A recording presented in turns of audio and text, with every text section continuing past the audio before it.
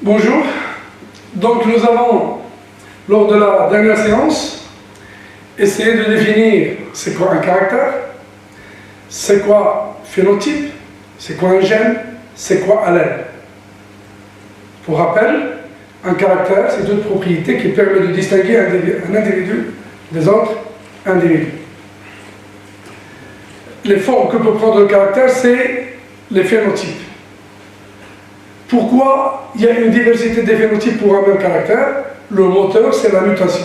Car le gène qui détermine le caractère, il peut faire l'objet de mutations par délétion, substitution ou insertion. Et les versions que peut prendre un gène, ça s'appelle comment? Ça s'appelle allèle. Aujourd'hui, on va entamer la dernière partie de cette expression de l'information génétique. Et pour ce faire, on va commencer par mettre en évidence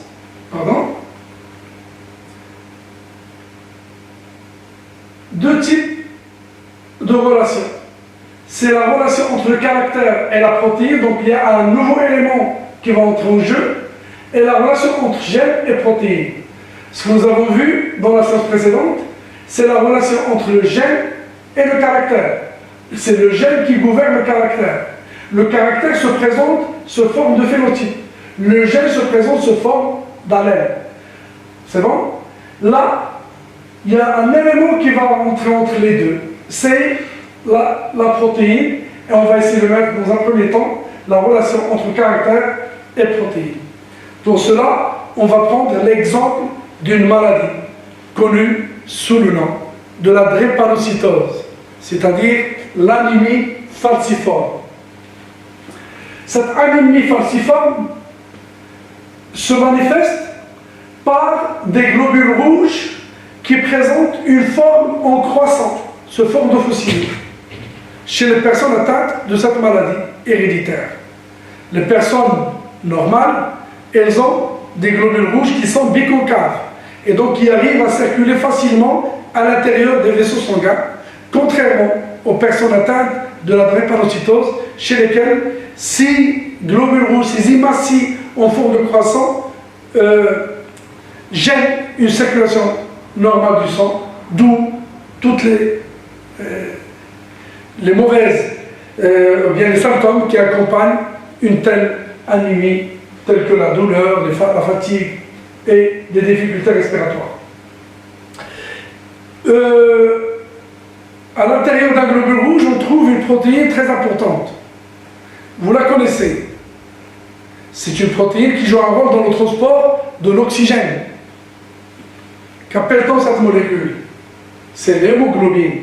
Al-Khidar al-Dalol. Cette molécule d'hémoglobine, cette protéine hémoglobine, c'est celle qui est présente ici.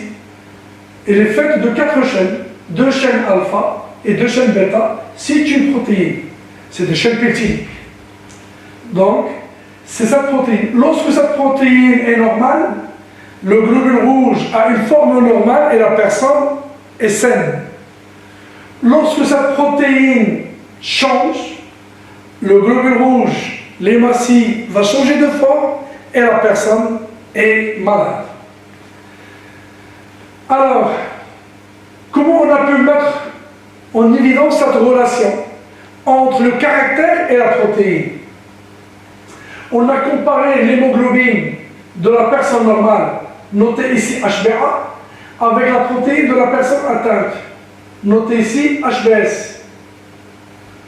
Alors, on s'est focalisé sur la partie qui nous regarde, de 1 à 7, les acides aminés qui constituent cette chaîne. Valine, valine, histidine, histidine, leucine, leucine, thréonine, thréonine, proline, proline. 6, au niveau de la position, glutamate, valine. 7, glutamate, glutamate. Alors, le seul changement entre HbA, la protéine HbA et la protéine HbS, c'est au niveau de 6e acide aminé. Chez la personne normale, le 6e acide aminé est l'acide glutamique. Chez la personne atteinte, c'est la valine. Voilà les noms des acides aminés qui constituent la chaîne. Tous les autres acides aminés sont identiques, donc le seul changement, c'est au niveau de cet endroit-là. Et donc là, on vous montre le début de la chaîne bêta responsable de cette maladie. Donc c'est au niveau du 6e acide aminé. Un changement au niveau de l'acide aminé numéro 6 conduit à un changement au niveau de la protéine, un changement au niveau du globule rouge, et donc dans l'état de santé de la personne. Bref, un changement au niveau de la protéine par substitution de l'acide aminé GLU par l'acide aminé valine en position 6 fait que le globule rouge adopte une forme différente et la personne n'est plus saine, au contraire, elle devient drépanocytaire. Et donc, il y a une relation entre le caractère et la protéine. Le caractère, c'est la personne saine. La protéine, c'est HbA, avec glutamate en position 6. L'autre forme que peut prendre ce caractère, c'est une personne drépanocytaire. C'est une personne anémique, une anémie falciforme. La protéine devient HbS, car en position 6, on a substitué un acide aminé par un autre. Et donc, il y a une relation entre le caractère et la protéine. Donc, les changements de caractère que nous avons vus tout à l'heure, dans les séances précédentes, concernant les différents caractères de la drosophile, la couleur des pétales chez la belle de nuit, la résistance, la sensibilité à l'antibiotique, tout ça, c'est la protéine qui a changé pour qu'il y ait ce changement. La deuxième relation qu'on va entamer, c'est la relation gène-protéine. On a mis en évidence maintenant caractère-protéine. On va attaquer gène-protéine. Gène-protéine. On reste sur le même exemple, celui de l'anémie falciforme. Alors nous avons le chromosome 11. C'est sur ce chromosome qu'on a le locus de gènes qui gouverne la synthèse de la protéine, hémoglobine. Ce chromosome 11, chez une personne normale, aura comme allèle HbA. Si la personne est atteinte, elle aura un allèle HbS. Et donc, on va procéder à une comparaison de l'allèle, la version du gène chez la personne normale et la version chez la personne atteinte pour mettre en évidence la différence entre les deux allèles. Bien sûr, nous avons vu que le passage d'un allèle à un autre, c'est par mutation. L'allèle original sauvage, c'est l'allèle HbA, celui-là, c'est l'allèle muté. Si on compare, on suit les différentes bases azotées, on aura une différence au niveau du 17e. 15, 16, T, G. Là, 17e, nous avons A. Le 17e, nous avons T. Voilà, 15, c'est le repère. T, c'est T. 16, G, c'est G. Par contre, 17, la version originale, nous avons A. La version, celle-là, HbS mutée, nous avons T. Le reste est le même, GG, AG, GG, AG. Donc, il y a un seul changement entre les deux séquences nucléotidiques. C'est au niveau du nucléotide numéro 17. La base azotée n'est pas la même. Alors, cette modification au niveau du nucléotide a provoqué un changement au niveau de la séquence des acides aminés. Là, nous avons l'acide aminé glutamate, acide glutamique. Là, c'est la valine. Pour le reste des nucléotides, c'est la même chose. Les acides aminés n'ont pas changé. Donc, le changement au niveau de la séquence nucléotidique correspondante à l'acide aminé a conduit au changement de l'acide aminé. Autrement dit, un changement au niveau de l'ADN, A a été substitué par T, a conduit à un changement au niveau de la protéine, de l'acide glutamique par la valine. Donc, il y a une relation entre gène et protéine. Puisqu'un changement au niveau du gène conduit à un changement au niveau de la protéine. Alors, quelles sont les relations que nous avons essayé de mettre en évidence? On a essayé de mettre en évidence deux relations. D'abord, caractère protéine, ensuite, gène protéine. Donc, si on veut mettre de l'ordre entre ces éléments-là, le gène, il détermine le caractère. Ça a été vu lors des séances précédentes. Mais entre les deux, qu'est-ce qu'on va trouver? Via quoi un gène va déterminer un caractère? C'est grâce à une protéine. Donc le gène gouverne la protéine et la protéine gouverne le caractère. Le gène se présente sous forme d'allèle, le caractère se présente sous forme de phénotype, et bien sûr, même la protéine, elle se présente sous des formes différentes, forme sauvage et forme mutée. Et donc, gène, protéine, caractère. Le gène se présente sous forme d'allèle. La protéine, elle aussi, a des versions. La protéine normale et la protéine anormale. Et le caractère se présente sous forme de formes différentes, c'est-à-dire des phénotypes sauvages et des phénotypes mutants. Très bien.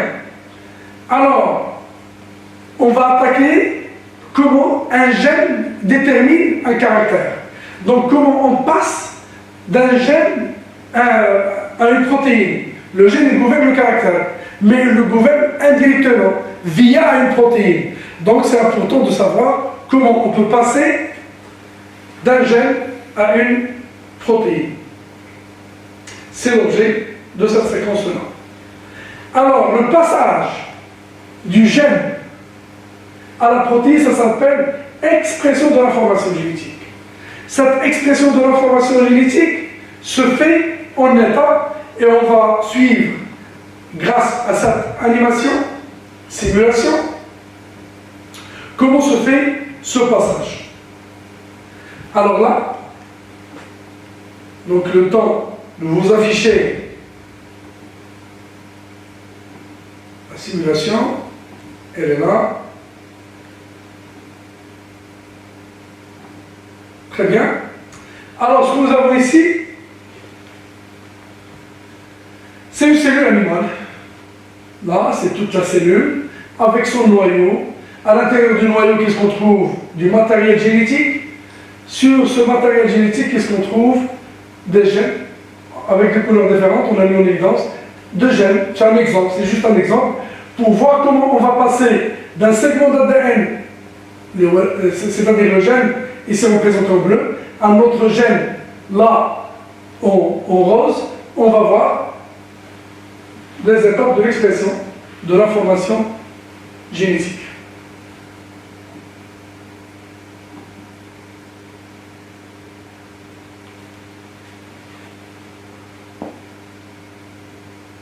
Alors là, le matériel génétique, il est coupé. Les coupées produites, il quitte le noyau pour partir vers le cytoplasme. Au niveau du cytoplasme, on va assister à la synthèse de la protéine. La protéine, c'est une séquence d'acides aminés. Et voilà, les protéines formées, deux couleurs différentes, parce que c'est deux gènes différents. Chaque gène a donné une protéine à part. Et donc, dans cette animation, tout ce que nous avons mis en évidence, que l'expression de l'information génétique, ça se passe en deux étapes. Il y a une étape qui se fait à l'intérieur du noyau. Je vais reprendre pour que vous puissiez suivre et retenir ça avant d'entamer les détails. Pardon?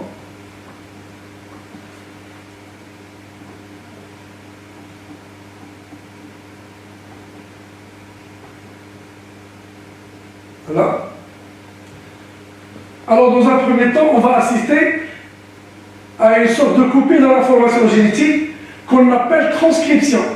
C'est produire un autre type d'acide nucléique, à savoir l'ARN, à partir de l'ADN. Ça se passe au niveau du noyau, bien évidemment, car l'ADN siège au niveau du noyau.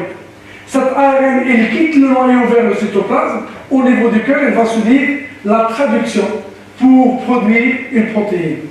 Bref, donc on va voir les détails de ces deux étapes, mais retenez que l'expression comporte d'abord une transcription à l'intérieur du noyau, ensuite une traduction au niveau du cytoplasme.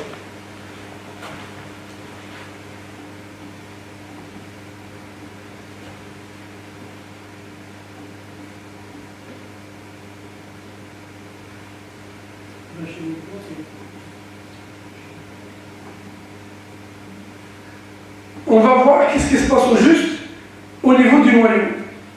Là, ce que nous avons ici, c'est une molécule d'ADN. Au niveau de cette molécule d'ADN, nous avons un gène.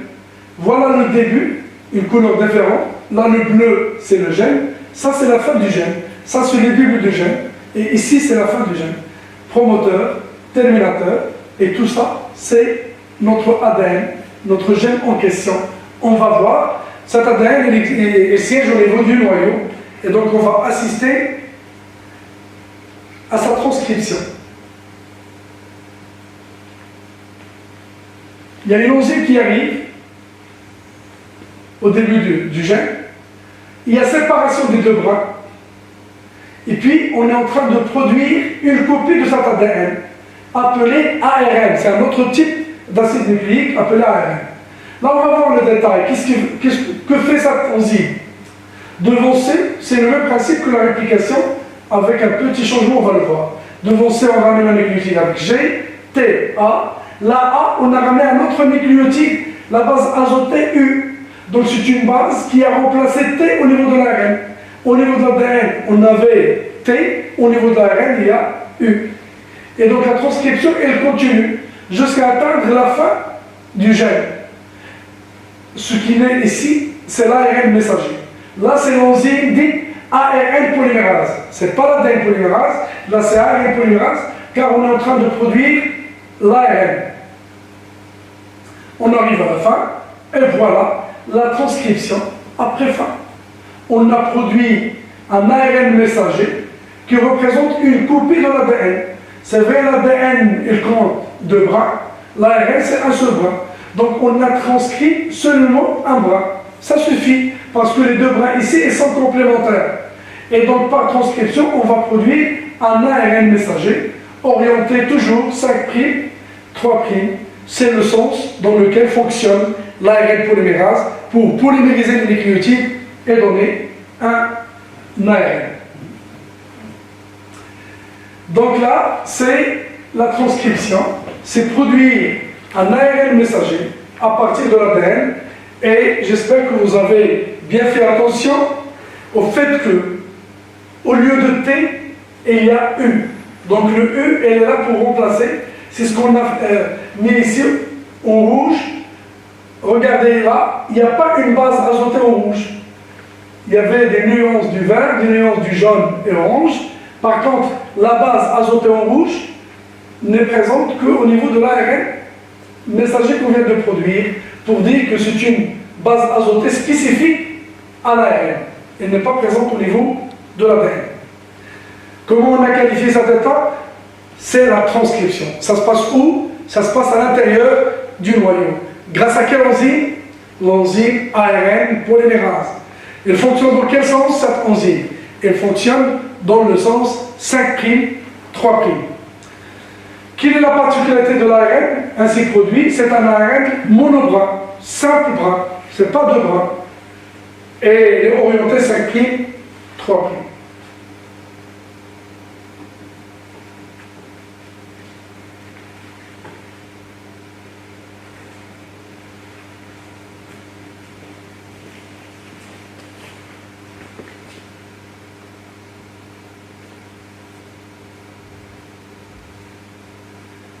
Alors là, c'est un peu ce que nous avons vu lors de l'animation, sauf que cet arbre de sapin ici, ça montre qu'un segment d'ADN, il suffit plusieurs transcriptions à la fois pour produire la quantité d'ARN dont on a besoin. C'est pourquoi ça prend la forme d'un arbre de sapin. Là, c'est des ARN qui viennent de commencer leur production. Là, c'est un ARN sur le point de finir. La taille des ARN augmente. Donc là, c'est le sens de transcription. Là, c'est un ARN qui vient de naître. Là, c'est un ARN qui va prendre bientôt sa fin. Et là, donc, les 2 brins d'ADN avec l'enzyme ARN polymérase qui est en train de produire un ARN messager en respectant la complémentarité des bases azotées et en veillant à ce que T soit remplacé par U.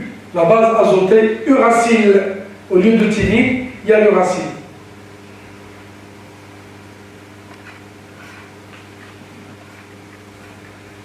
Alors là, c'est un exemple, c'est les bases azotées qui constituent l'ARN monomérique,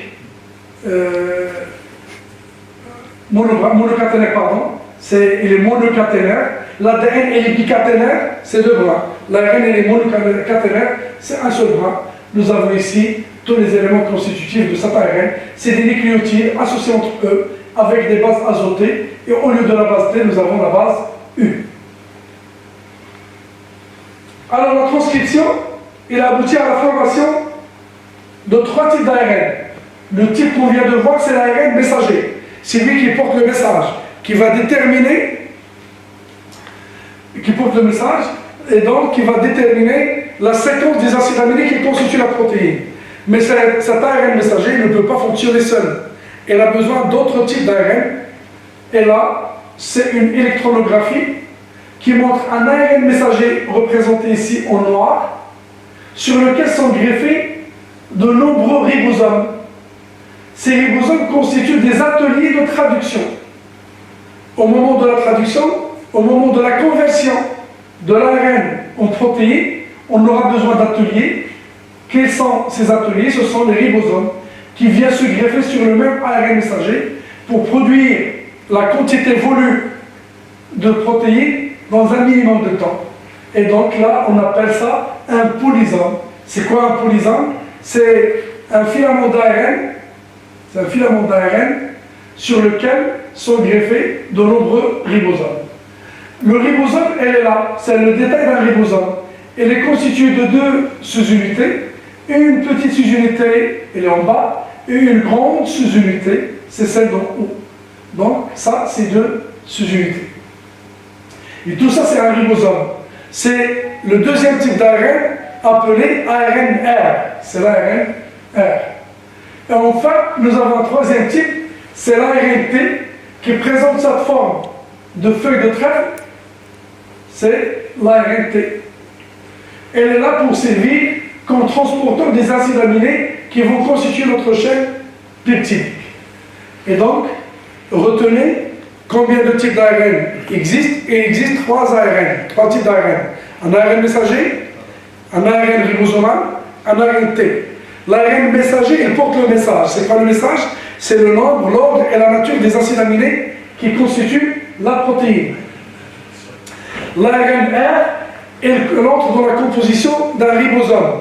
Un ribosome, c'est l'atelier dans lequel va se faire la traduction avec 2 sites. Un site dédié pour les acides aminés, c'est le site A, et un site dédié pour le peptide, c'est le site P. Et puis, nous avons l'ARN-T, qui est l'ARN chargé de transfert des acides aminés vers le site de synthèse. C'est pourquoi on l'a qualifié d'ARN de transfert en ARN-T. Très bien. Alors, je pense, elle reste la deuxième étape. Il reste la deuxième étape. Après la transcription, c'est la traduction. Mais avant de voir comment se fait la traduction, là, les expériences qui ont permis de déchiffrer l'ARN messager. Parce que l'ARN messager, c'est la succession des nucléotides. Cette succession des nucléotides détermine la succession des acides aminés. Donc là, nous avons l'expérience de Nuremberg qui a permis de découvrir le code génétique. Comment elle a procédé? C'est par la synthèse d'ARN messager artificiel. C'est un ARN messager poly-U. Il ne comporte qu'une seule base azotée, c'est poly-U. Alors, il a mis de la phénylalanine dans un tube en présence de cet ARN messager de synthèse poly-U. Là, il n'y avait rien. Et donc, on obtient un polypeptide polyphénylalanine. Phénylalanine associé à phénylalanine. Donc, c'est une séquence d'acides aminés. C'est le même acide aminé qui se répète parce que nous avons la même base azotée qui se répète. Et là, on a fait la même expérience avec le même ARN messager, mais on a changé l'acide aminé. On a mis de la valine. Donc, pas de polypeptide. C'est-à-dire, U, le triplet des U est le code pour l'acide aminé phénylalanine et non pas pour la valine. De cette façon, un code génétique a été établi en donnant signification à chaque triplet. Chaque triplet de nucléotide au niveau de l'ARN messager code un acide aminé bien déterminé. Alors là, le tableau du code génétique Nous avons la première lettre, ça peut être U, C, A ou G. La deuxième lettre du triplet, U ou C, A ou G. Et la troisième lettre, U, C, A, G à chaque fois. Et donc là, nous avons un tableau qui comporte 64 triplés. Parce que nous avons 4 bases azotées différentes. A, C, G, U. Combien de triplés on peut faire de ces 4 bases azotées? Bien sûr, c'est 4 à la puissance 3. 4 à la puissance 3, ça fait 64 codons. 64 codons, 64 triplés. La signification de chaque triplet a été faite grâce aux expériences de Nuremberg et les résultats sont regroupés là. On peut dire que UUU, un triplet de U, code pour la phénylalanine. UUC également, elle code pour la phénylalanine. Ainsi de suite. La leucine, par exemple, elle possède 4 codons. Je vais attirer votre attention qu'il y a 3 codons UAA, UAC et UGA qui ne codent à aucun acide aminé. C'est pourquoi elles sont notées ici des codons stop. Alors là, on est dans le déchiffrage du code génétique pour passer de l'ARN messager au polypeptide. Pour passer de l'ARN messager au polypeptide, donc il faut un déchiffrage. Le déchiffrage, il se fait par des triplés. Chaque triplet, ça s'appelle comment? Ça s'appelle un codon. Et la signification de chaque codon est donnée par le tableau de code génétique. Tu auras ton triplet et tu vas lire lequel des acides aminés correspond à ce triplet. Donc, on va arrêter cette séquence à ce niveau pour laisser une toute dernière partie qui est la traduction. Maintenant que vous savez ce que c'est la transcription, c'est la production des différents types d'ARN, ARN messager, ARN1, ARNT. Maintenant, on connaît c'est quoi le code génétique, c'est-à-dire chaque triplet code pour quel acide aminé. On va regrouper l'ensemble de ces éléments et voir comment se fait la coopération entre ces 3 types d'ARN pour donner naissance à une séquence d'acides aminés, c'est-à-dire un peptide. C'est la toute dernière partie qui reste. On va la voir dans la séquence prochaine.